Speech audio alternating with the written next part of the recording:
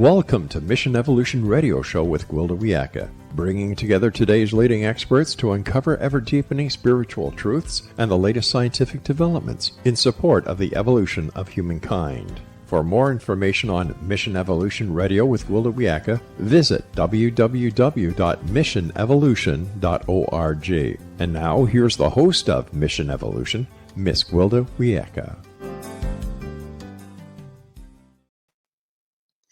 Anxiety and depression are growing problems in today's world. Modern medicine and therapy haven't stopped the increase in these disabling conditions. Is there a way we can help ourselves out of anxiety and depression? Is this an anxiety and depression epidemic? Mission Evolution Radio TV show is coming to you around the world on the X-Zone TV channel, xztv.ca. With us this hour to explore conquering anxiety and depression is Faust Ruggiero. Faust is a published research author, clinical trainer, and therapist who's developed the Process Way of Life counseling program. He's the author of 6 books, his latest, Fix Your Internal Language Handbook. His website, FAUSTRUGGIERO.com. Faust, thank you so much for coming on the show. Well, it's a pleasure to be back. Thanks so much for inviting me. It's always wonderful having you on. I love your topic, and it's so important right now. So how did you first become interested in anxiety and depression? It seems like a depressing subject, you know. Well, as a psychologist, that's what we do. We see a lot of people, and almost everyone comes in with some measure of at least anxiety, some depression for some people. So, it's one of those things that's very treatable. And if people are willing to work, we always get them through it.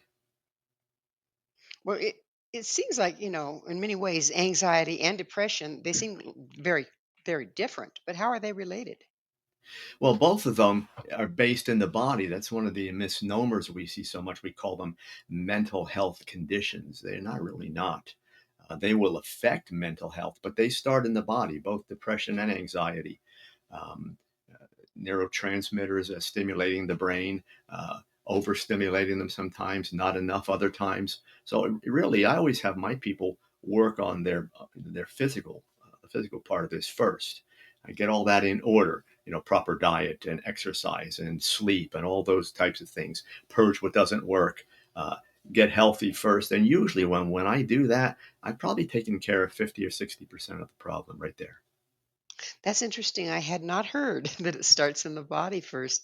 I always thought it was circumstances, and then the body responds to that. But it actually starts in the body. It always does. If you ask yourself the question, well, why does person A respond with either anxiety or depression, get so worked up on something, and someone else, person B, goes through the same situation and they don't react the same way? It's an interaction with the environment and your body, but some bodies are just predisposed to react to anxiety and to depression more often than the others. They're the ones that are going to be the what if people and oh my God people, and or the people that ruminate over what happened in the past and can't get over it. Those types of things. But you'll find that with all these situations, if we calm the body down, those mental aspects go down also. It's just the way it works. People think that I think about that, my body reacts.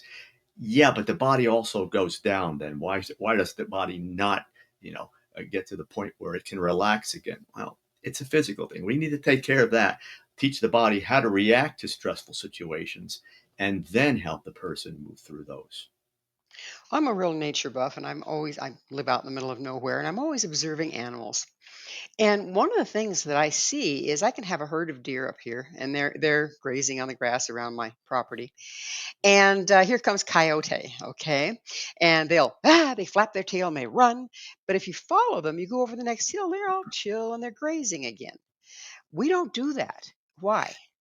Because let's go back first to discuss that. All of us have that fight or flight syndrome. We all do that. So that's a survival part of us that we need to be that we need to engage. But it's supposed to be one of those things that lasts for a few minutes and then stops. When you get into that physical anxiety I'm talking about, The fight or flight doesn't shut down. That's where the physical problem is. For some people, it will. Some people will, go through something strenuous, and I'm one of those.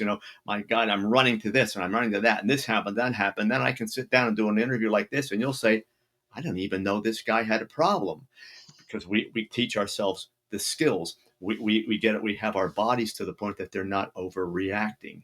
That fight or flight is very damaging. It raises cortisol levels, which, as we know, they wreak havoc with the body. So it's always physical. Even if your mind is triggering your body, it's the same thing. Well, let's get your body to the point that it doesn't become triggered by it doesn't hold on to the energy. And that's why we train the body first. That doesn't mean by all means, that we don't go into the mind. I'm a psychologist. That's what I do. But I'm preparing the palette, if you will. That's what I'm doing. If I'm going to paint the picture, I want everything cleaned out. I don't want to have junk all over my screen. I'm preparing that first. Then I'm going into the mental things. So, how much of this resides in childhood? I mean, we're brought up in circumstances. We see how our parents react. We have the genetics that our parents do, or we're in a traumatic circumstance as children where we don't dare relax. How much of that then is carried forward in the body? Well, it is. Yeah, yeah. It's always that nature nurses nurture thing. Of course, we're the product of two parents typically, and then so we have their biology. And when I see people, I'll go back and say, well, let's go through the family history. Who had depression, and who had anxiety, and who had these things, whose mind didn't turn off? And we always find someone back there. So the biology is there. The other thing, though, that we do is we learn how to live like our parents lived. I'll say to people, look, all right. You have anxiety. Let's go through your morning. First of all, did you sleep well? Well, no, I was up till, midnight, and I was on my cell phone, and I got 5 hours of sleep. I said, okay, so you started wrong to begin with. Your cells did not have enough time to rejuvenate and to become healthy. Now, what'd you do? Did you have breakfast? I have a cup of coffee, and then I had a little one later, and I had a bun, or I had okay. So your nutrition is already off. Did you eat lunch? Probably not. Now you ate a bigger supper and you munched all night. Okay, so we know your eating isn't where it needs to be. Your body doesn't have what it needs to do that. Are you exercising? I walk. Okay, every day? No, a couple times a week. So what you just told me is sleep, diet, and exercise is where it needs to be. How about if we change that around first? That's something your parents taught you. Let's change that around. When I do that with them, two things happen. One, the body gets healthy, but the second thing is the mind engages and starts thinking about health, not being unhealthy. We train our minds to think about unhealthy things and to live unhealthy. Then we go do it. So, when we think of something unhealthy or traumatic, does our body know it's not happening, or does it respond in the same way? The body and the brain are one. When you think about it, the brain lives in the body. It controls bodily things, and the body supports the brain. So yeah, we know it. But what happens is there's this neat little thing that I teach in every book, and I've taught for years, called habit formation, normalization, essentially. The body and the mind working together. The mind says, well, I know that's not good for me, but I know I like it. So now I normalize it, and little by little, it becomes what I do. Even though it's not good for me, the mind will help me get what I want, because that's its job. It's to make me happy. So quick fixes and all those things that I shouldn't do become the norm.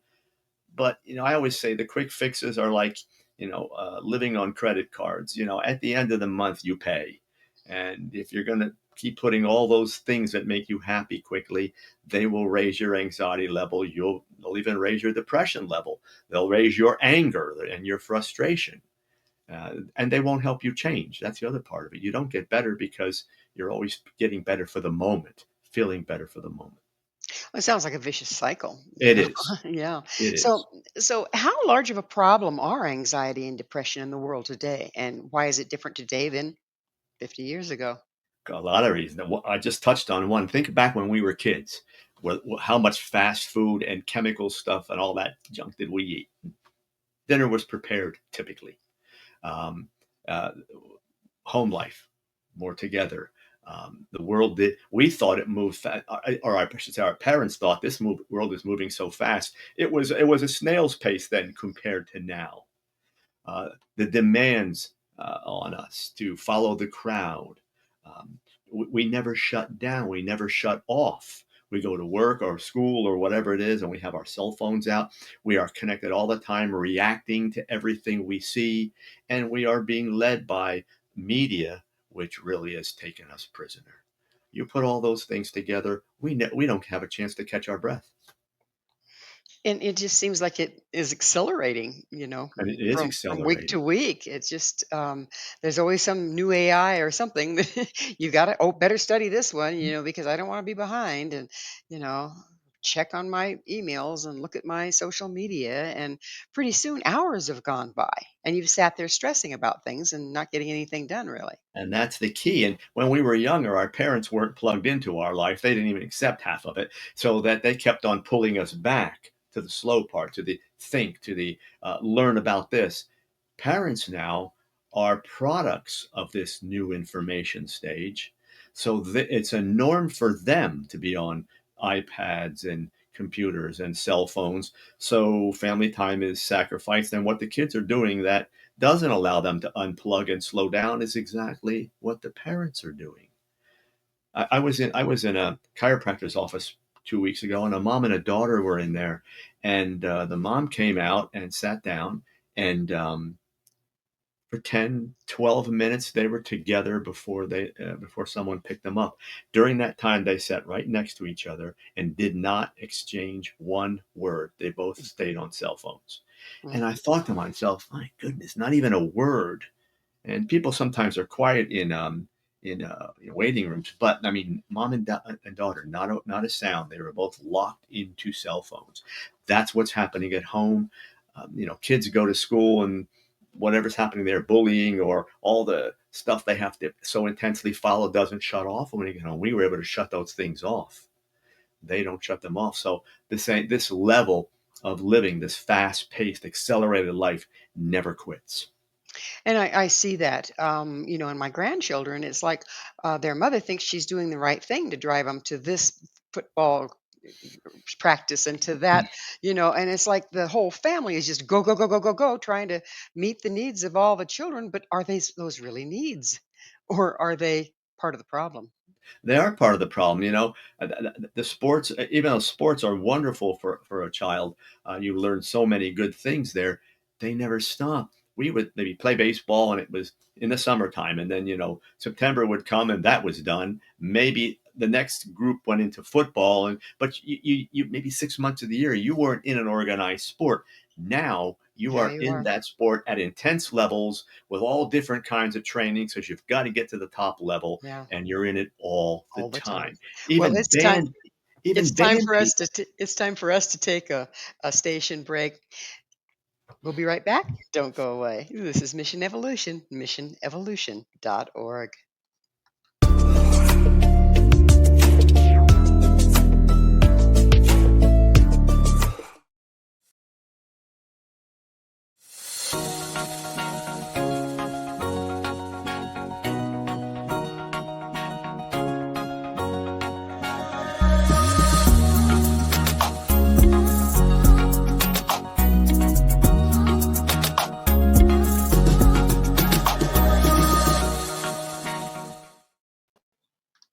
Whatever you do, don't panic. With us this hour discussing the devastating impact of depression and anxiety is Faust Ruggiero. He's the author of Fix Your Internal Language Handbook. Faust, what is the difference, between anxiety and panic attacks? Well, anxiety is typically a normal condition the way we live our life. It's there typically every day. Most people who get to the point of a panic attack are anxious people to begin with. And then the anxiety will begin to raise. Conditions of their lives may change, and now they're experiencing what can feel like a heart attack, can feel like a intense chest pain, um, confusion, sweats. They can't turn it off. You want to jump right out of your own skin, and that people think that it elevates. You'll feel the anxiety and it go to a panic attack. Panic attack can come in. You can be sitting and watching TV. People wake up in the middle of the night to a panic attack. It's an over firing of nervous energy in your body that you feel like you can't shut it off. For some people, they can go out and walk around and kind of catch their breath, and maybe it begins to slow down. Other people have to take a medicine in order to keep that in check. But really, what the answer to your question is, the panic attack is anxiety that remains unchecked for a long period of time, and eventually gets to the point that it's like a volcano and it just explodes. It's I didn't have an appreciation for panic attacks until I actually had one. But mine was related. I was fine. I wasn't upset. I hadn't been in anxiety, but it was after COVID. It was a long COVID effect. Have you seen that? Because everybody, I was in a class, okay, and everybody that was in that class that I taught, somebody came with it, and we all broke down with it, and a great number of them then had lasting panic attacks afterwards. Have you seen any of that? I have. uh, After the pandemic, people think, okay, it was the virus, or maybe you didn't get the virus, but it was being locked down. What really happened is the world changed.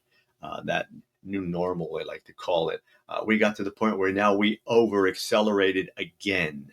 Um, but the other thing we did is we got impersonal, and we had no problem taking advantage of each other, be it gouging people for supplies, in the way we don't connect anymore. We were moving in that direction, and gradually getting to the point that we were disconnecting. But the pandemic said, okay, let's skip all these steps and we'll get right to it, and we're going to disconnect. And that traumatized many, many people.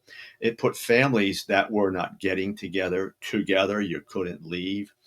We experienced sickness, and we experienced financial problems and death, and came out of that at a different place, particularly in this country, at a different place where before we were a little bit more trusting of the way our world was going to evolve. All of a sudden, we realized that nothing is guaranteed, and we're in a whole different place. Boy, we're sure living that right now, aren't we? So, what is the cause of the increasing anxiety and depression? We've talked about it some, but we're seeing it across the board. And so it's the fast pace. There's that, but and I can see the anxiety causing that. But what's this? Where's this overwhelming depression coming from that people are suffering from?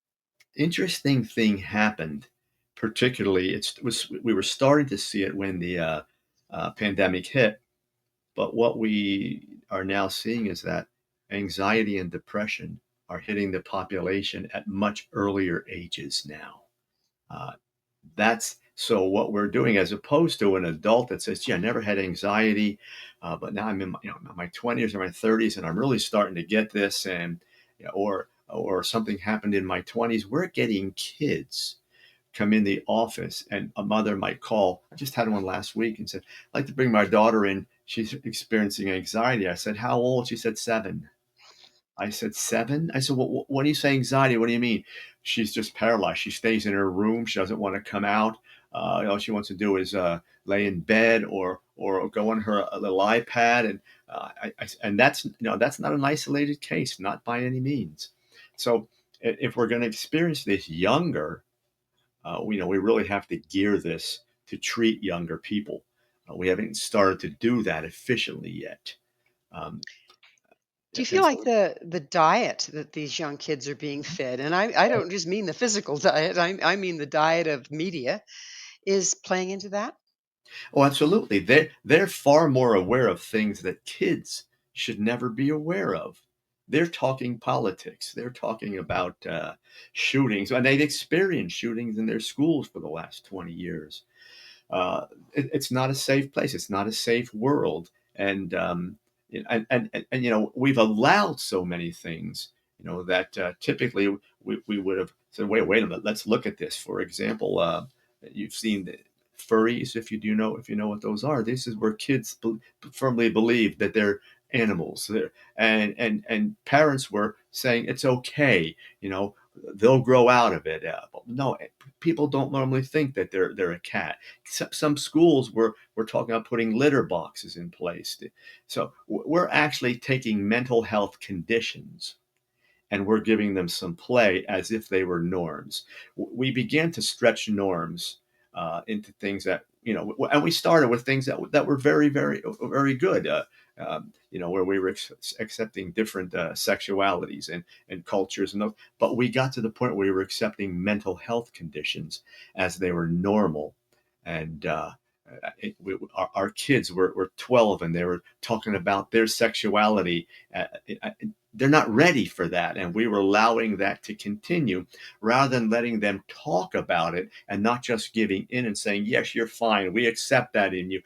Let's give you time to develop. Let's give you time to start understanding who you are rather than have you lock into a particular way of thinking. We're just not treating them very delicately.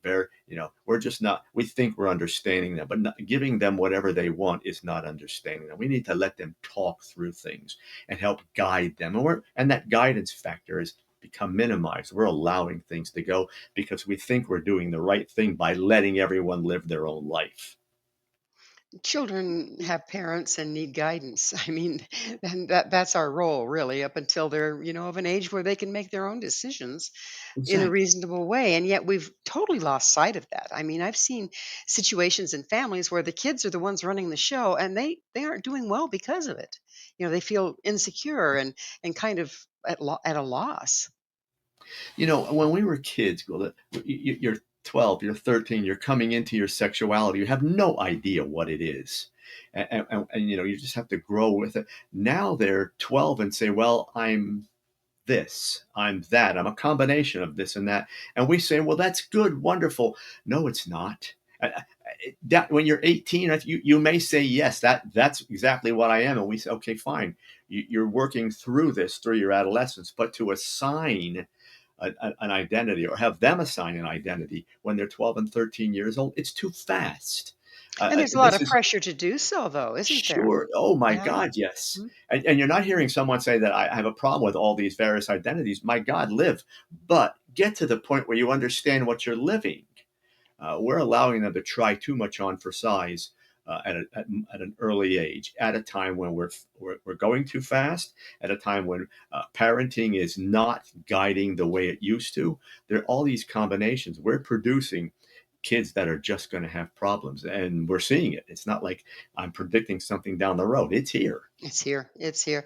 So, I think this is a question many of the audience that are parents would like to ask is how can you tell when depression and anxiety is becoming a problem for your child versus just a phase they're going through? Well, see, this is where parents get caught. They'll look and say, well, how do I know if they're anxious or depressed? And I say, if you think you're not going to interact with your child and then somehow you're going to read the symptoms down the road, you'll always be way behind. The answer to the question is parent closely every day. Talk to your children. Know what's going on in their lives. Ask them questions. Don't just say, how was school today? How do you feel today? That's not parenting. That's anything but parenting. Sit them down and let them know their family time. If you are taking them to their sporting practice or whatever, and it's a half-hour drive, disconnect the buds and talk. You have captive audience there. I'll take you there, but we're going to talk on the way. You need to get back in touch and know your children. You need to know them and you need to interact with them every single day. Ask questions every day. Interact, get to know all the things they're doing and their friends. Bring up things like, gee, what did you think about, the flood in Texas that just happened? Tell me about what that means to you. Ooh, did you let them emote for you? Let them get those emotions out. That's how you know whether things are going off track. But what most parents are trying to do is say, well, I think they might be depressed because he's been in his room for a couple days, or he's angry with me. A lot of parents bring them in when the child no longer is someone they can deal with. The parents, the child's giving it back to them and yelling back at them, and they're angry. They say, well, I can't deal with this anymore, so you need You counseling. fix it. You fix Yeah, it. so Right. Right. I'm going to bring you to somewhere because I can't deal with it. But that's not the reason to bring your child, because you can't deal with it. You bring the child because they're having some issues, and you need to know what those issues are. Parents are so busy. Do you think that's a huge portion of it? It's like everything slides by because they're so busy they don't pay attention. That's the thing I don't buy. Yeah, you're busy, but doggone it, you had 2 hours to be on your phone that night. You're posting on Facebook. You're doing all those kinds of things. You know, parents. Two parents brought their child in and said, "We just don't have time." And I said, "I look and I'm there on my Facebook list, and I look at them, and 3 nights a week they're out, and you see them at the diner, and they're raising their glasses." And I said, "Well, wait a minute, time out. How do you have time to go out?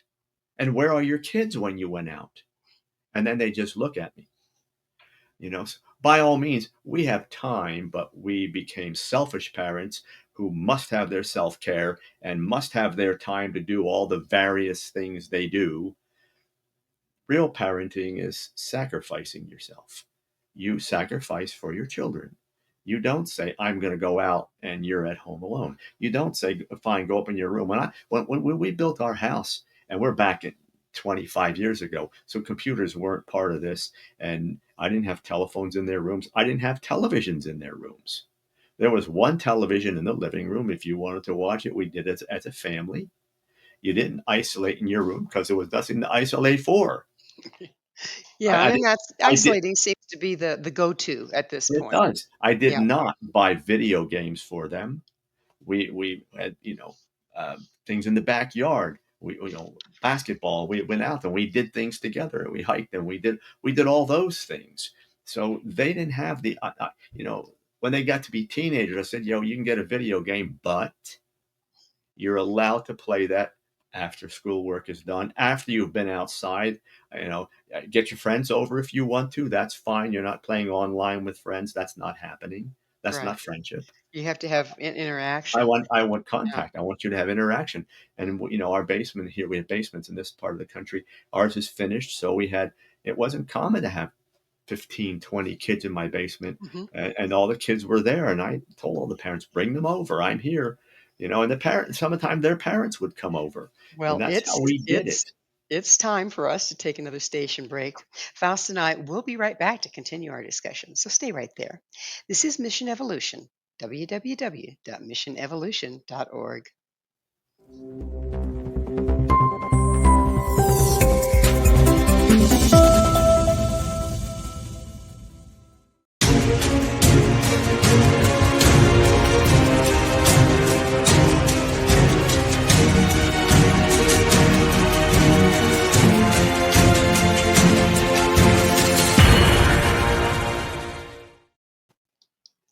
Who said that? This is Mission Evolution, missionevolution.org. With us discussing the rise in anxiety and depression is Faust Ruggiero. His website, faustruggiero.com. Faust, let's talk a little bit about tapes, or as you put them, internal language. We all have certain things that go through our heads all the time, and I would expect we're marginally aware of them. Mhm. What's going on there, and what can we learn from it? Well, you start with the notion that the way we think with language. We talk to ourselves. We talk about things. When I say, I used to, so humorous. I'd say to people, "Do you talk to yourself?" And they'd say, "Never, not me." And I said, "No, that's. I'm not saying do you have conversations and talk back, but you'd be surprised how many people do, and that's how we solve problems. That's how we work through situations that concern us. That's how we make plans.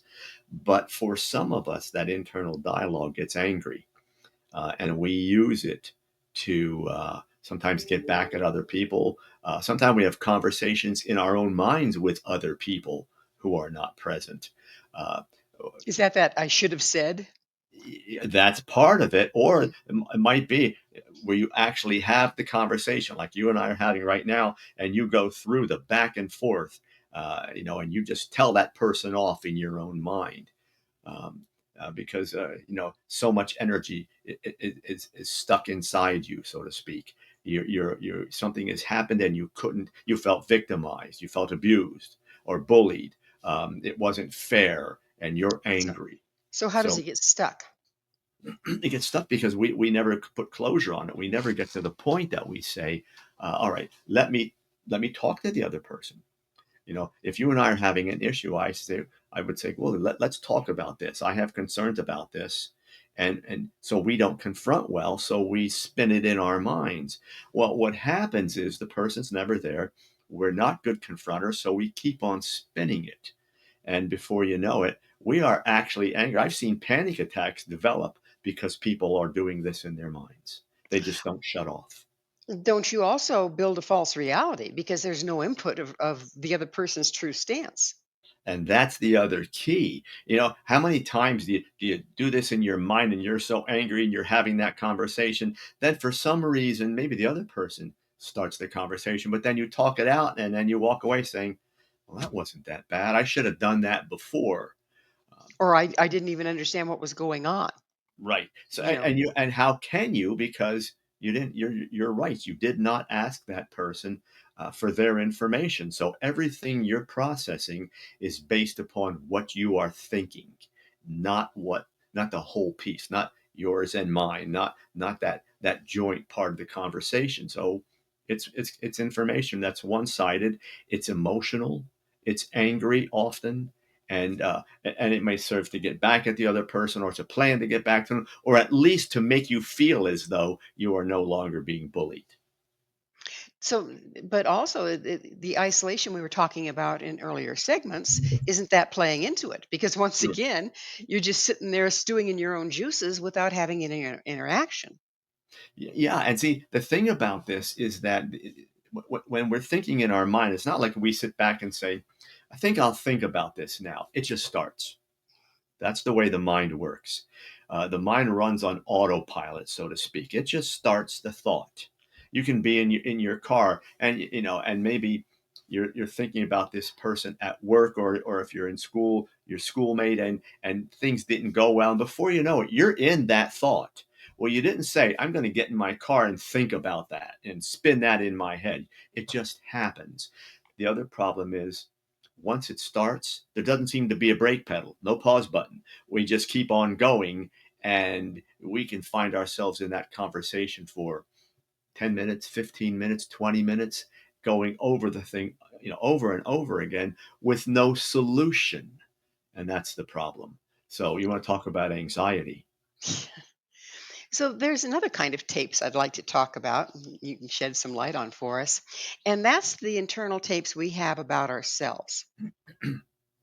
So where do those come from and how damaging are they? Well, they can be wonderful depending on our language. If I'm a person that says, well, gee, I don't do a lot of that stuff well, but I'm going to formulate a plan, maybe get some help, and I'm going to get better at that. I'm a good person, but I just don't do that well. That's one kind of tape. On the other one says, I never do anything right. No matter what happens, look in the dictionary, Murphy's Law, there's my picture, all that kind of stuff. When we keep spinning that over in our head, two things happen. One, we have a horrible image of ourselves, but even more damaging, we think the rest of the world thinks that of us. We kind of create it then. We did. We created I call it a persona. Mm. We created that internal persona of who we are, and that is going to be what we believe and what we believe others think about us. And then there's your self-fulfilling prophecy. We'll go be that person. So how much of that comes from what we were told about ourselves growing up? We're Much of it. never going to amount to anything, right? That or just negative environment that we lived in. We heard negativity expressed all the time. We internalized that. Didn't even have to be about us. Could be about the world. Could be about the neighborhood, the finances, anything. It's just constant negativity. So rather than prepare ourselves, or at least try to be good, and feel good, we figured we're going to come down. And people say all the time, I'm not going to set myself up for something good. I'm ready for whatever is going to happen.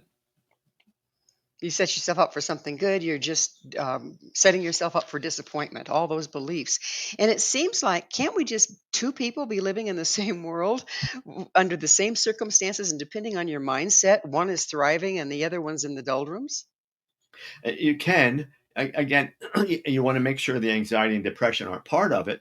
But, I always tell people the worst enemy you can have, if you will, in a negative situation is yourself, because you are fighting the same person you need to take you out of this. The advice to people is get it out of your head.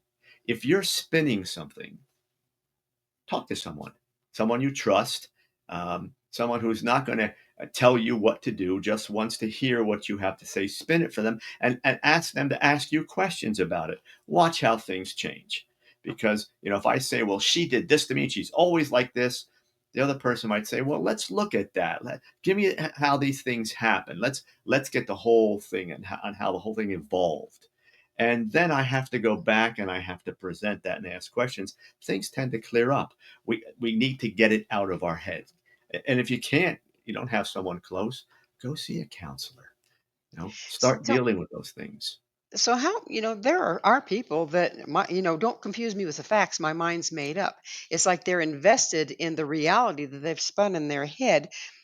Does guilt drive that? Like, if they can make a villain and they don't have to feel guilty about what drives that? Well, it It could be a seems lot of things. counterproductive. Depends on the person. It could be guilt for some people. For some people, they're very used to being abused. And, when a person internalizes abuse, they often abuse themselves, or at least put themselves in situations where, abuse can continue. So, what we think about ourselves is what we're going to put out there. And then we live that thing. We also it can be a product of anger. We're just angry people, and it doesn't matter what happens. We look at it with anger. We respond with anger.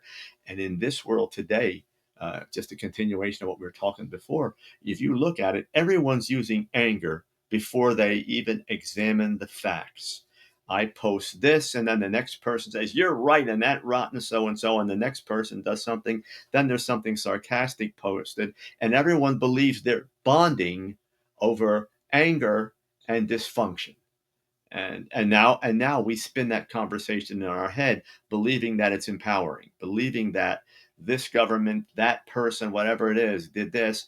I'll say all these things, and then I'll bring it out, and I feel powerful. They're not abusing me. No, you're abusing yourself. You don't need Gotcha. them. So, going back to anxiety and depression, what are the available treatments? What is the normal treatment, and is there something wrong with it? Because obviously we're getting worse here. Well, we need to get there as early as we can. If you're feeling bad, this. Just ask yourself the question, is this what's happening? And is it happening a lot in my life? And then the second question is, can I stop this by myself? Not, and that doesn't mean, do you want to be the person that can stop it? You're the guy or the woman that says, no, I'll do this on my own. If it's continuing, you're not doing it on your own. Make a call. Go talk to someone. At least get into a counselor's office and say, let me talk about this with you. Maybe I need help, maybe I don't, but at least I now know where the resource is. I may use it now, I may use it later, but I did something to come out of my own head. At some point, you have to recognize the problem, though, don't you? Well, sometimes you can understand the problem, you can define that. Sometimes you can't. What you do know is that you are uncomfortable, you're in conflict, you're angry, you're anxious or depressed, and it's not going away. It's sort of like, the faucet's dripping. You're not sure why, but it keeps on dripping. So you don't always have to have the answer as to why it's happening, and most time people don't. But you want to at least say, okay, I got to stop the drip. I got to stop that in my head. So let me go talk to someone who has an expertise in this. At the very least, someone, a friend that I really trust who doesn't feed into the problem. Someone who's posting angry items on the internet is not the person to go to because you're doing it and you feel rotten. So is it pretty common though for people to campaign and look for agreement in their misery? Oh, yeah, if you some people, again, we're back to quick fixes, and I don't want to do all the work that is involved. I don't want to admit that I have the problem. That's another thing. So yeah, it's a whole lot easier to say, yeah, don't you feel this way? Oh yeah, I do, and then the other person does, and then we all think it's normal. It's not. The very fact that you're doing that tells you it's not normal. If you're living a healthy life, then your relationships with other people are positive. They're loving. They're supportive. What the language that comes out of your mouth is good, positive stuff. Designed to help other people and make you feel good about yourself and them. Are you doing that? If you're not, that tells you that's another one of those those telltale signs. So if we go back to diet, how much is the all the artificial stuff, chemicals and fast foods and over processed, how much is that affecting our brain chemistry A and lot. setting this up? A lot. We're now getting to the point that some companies are removing food coloring because the connection to anxiety and depression is now becoming documented. Other countries don't allow this. Our FDA here allows a lot of different things they shouldn't allow. I just helped someone get through the hospital for a substance that you find in many of the quick marts, those kind of stuff, something called kratom, and it is a powder uh, from a tree or that grows in Asia, extremely addicting. Some research say that it's 10 times more powerful than morphine. But Yikes. our FDA hasn't touched it yet. Now that's one of those things. And kids go in because it's a quick pick me up, legal, and they can buy it at any age. Um, so And they'll find it. They'll find yeah, it. they will food additives. Yeah. Well, Um, it's time for us to take another station break. Please stay with us as Faust and I continue to explore anxiety, depression, and possible solutions. This is Mission Evolution, missionevolution.org.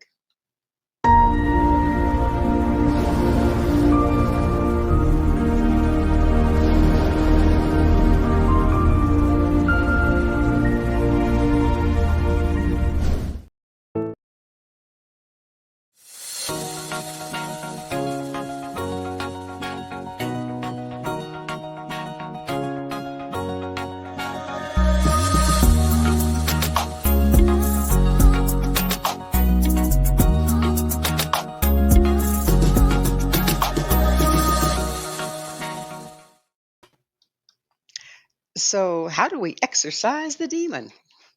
This is Mission Evolution, missionevolution.org. We're continuing our discussion with Faust Ruggiero. His website, faustruggiero.com. Faust, we've been talking and we've touched in on some of the possible solutions, but if you are a person or if you are a parent of a person that is really going downhill, maybe even suicidal, changing their diet may not be the first step. What steps should you take when it's that bad?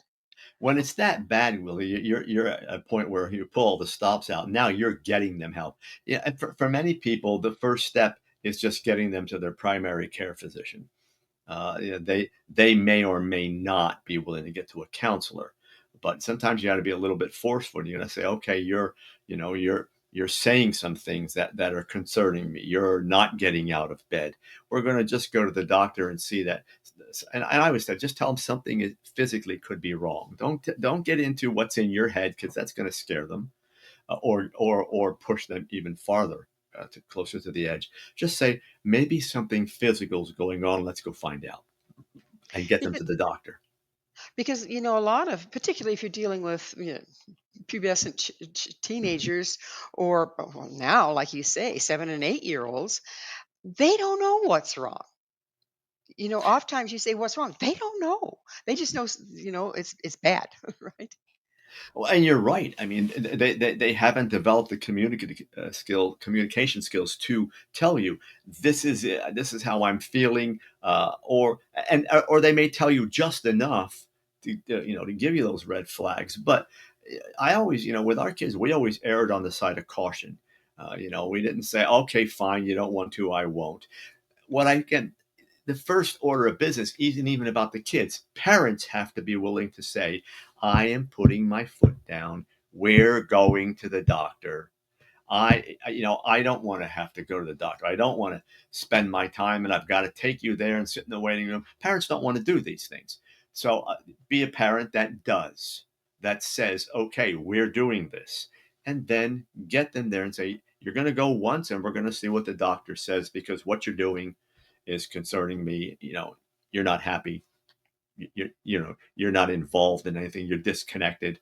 We're going to go find out, make sure there's something that's not, and you're right. Hormones come into play with kids that are just entering puberty, but again, we want to find out that there's nothing wrong. The other thing is, without scaring parents, your kid is in their room and they're not coming out. Maybe there is something physical and maybe it's something serious, tumors and all those kinds of things. And I don't want to scare them, but if your child is off the baseline, we say their behavior is different than they typically are, go get them seen. Do that right away. How much more important is it now when we're seeing all this dysfunction on all fronts? How much more important is it now to take aggressive steps? And how can you do it without alienating the child or the adult? Well, you're not going to alienate them because if you're there with you're forceful but warm and loving. You're simply saying, look, something is wrong.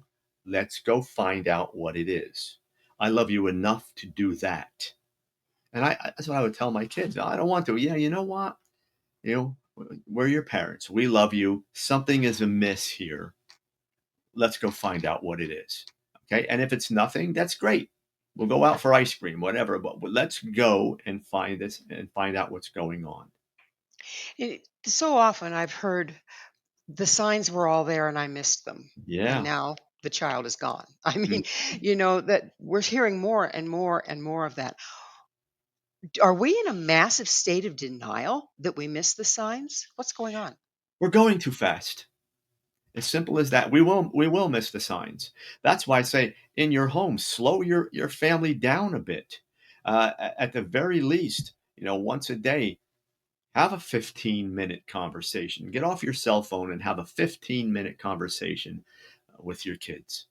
We're asking to do it with kids. Parents themselves aren't doing it. They don't have that. You've got to start at the top. You have to show your kids you're willing to talk together, and then talk to them. Slow it down enough so you can make the connections.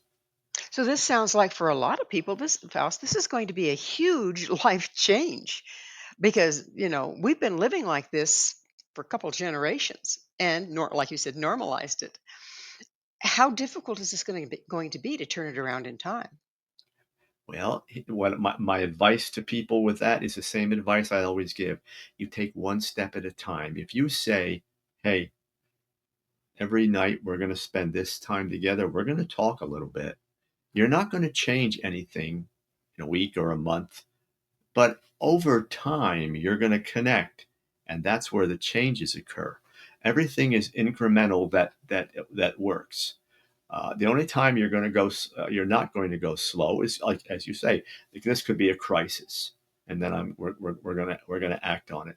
But I always said, we did not want to be the parents who looked back and said, God, the signs were all there and we didn't do it. Mhm. And I have probably half a dozen, no, a dozen people that I know, friends that have lost kids. And if it wasn't for suicide or drug abuse, it was, they were so disconnected. The kid was out late. There was the car accident, and all the signs were there that the child was going off base.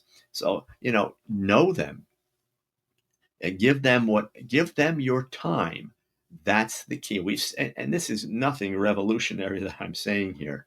We bring them into the world. Our responsibility is to spend time with them, not to have, other people do it, not to drop them off somewhere, not to uh, give them their cell phone, let them go up in their room, not to have them on video games, and we never connect.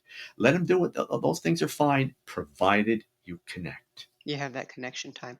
So, when we were talking about the disconnected state of society, basically, um, how much do you think that that disconnected state is allowing for the increased volatility and school shootings and everything's getting very violent and dehumanizing out there?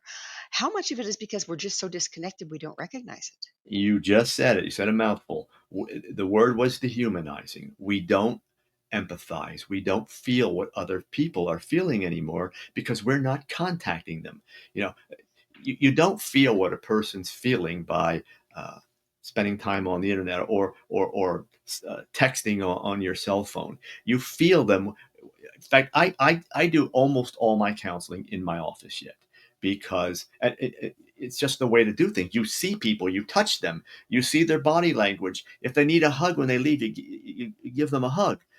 Even in the ranks of counseling, we are now in an impersonal mode of counseling where you log on and the counselor's sitting on there, and maybe the counselor's cell phone is right in front of them. Yours might be. And all this is going on for 45 or 50 minutes, and there's no physical contact. It's the way the world is working.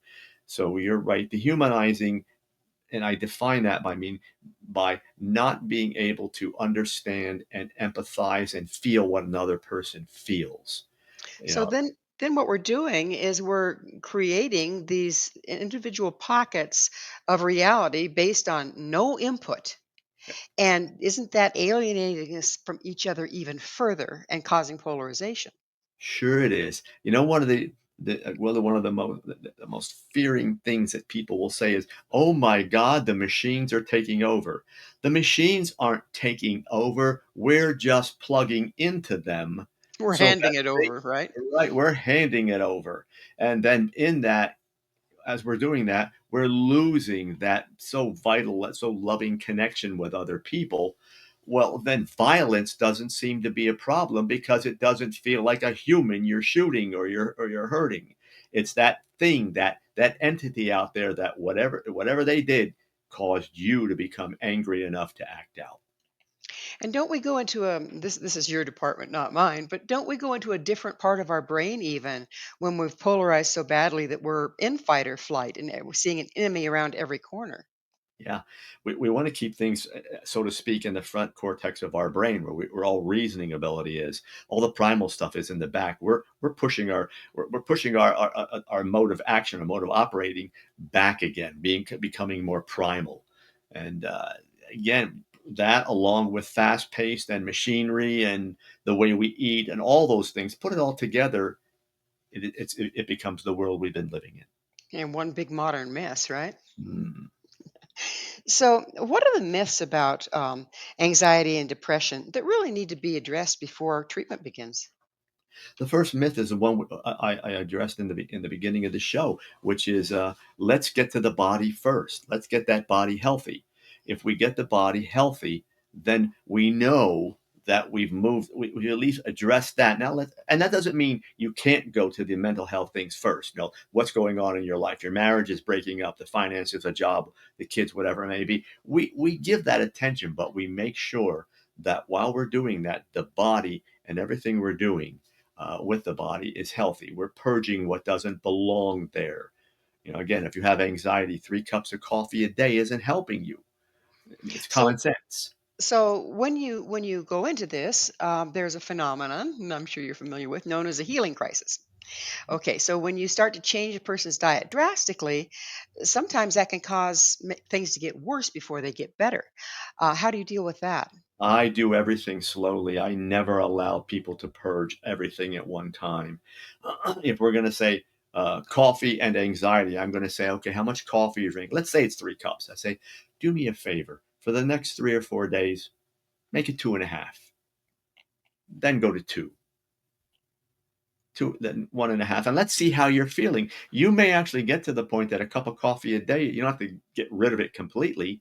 You may get to the point that 1 cup a day is okay. You may not.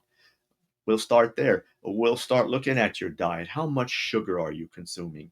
How much of the fast foods and the trans fats and all those kinds of things that can cause allergies, all the food coloring that cause allergies. Sometimes it's an allergy that's causing your problems. Yeah, Let's for go sure. find out.